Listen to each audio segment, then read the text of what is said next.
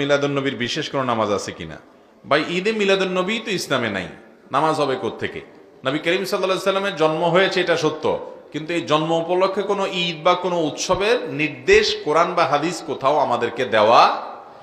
একজন মুসলমানের আদেশ নিষেধ পাওয়ার জায়গা কোনটা? কোরআন এবং হাদিস। কোরআন এবং হাদিসে কোন একটা জাল হাদিসেও নবী করিম সাল্লাল্লাহু আলাইহি সাল্লামের জন্মের দিনটাকে উৎসব হিসাবে উদযাপনের কোন নির্দেশনা বিলকুল। আরে ভাই, জন্মদিবস উদযাপন এটা তো পেগানদের কাজ। অগ্নি পূজক, প্রকৃতি পূজারী আছে অনেকে, তাদের কাজ। এক সময় খ্রিস্টানরা পর্যন্ত জন্মদিবস পালন করতো না, পরবর্তীতে যেটা খ্রিস্টানরা ধরছে শুরু করা। ঈসা আলাইহিস সালামের জন্মদিবস, ক্রিসমাস ডে তারা পালন করে। এদের দেখা দেখে মুসলমানরা চিন্তা করছে তাহলে আমরাও আমাদের নবীর মহব্বত প্রকাশ করি। যারা করে তারা মহব্বতেই করেন, তারা নবী সাল্লাল্লাহু আলাইহি ওয়াসাল্লামকে ভালোবেসেই করেন।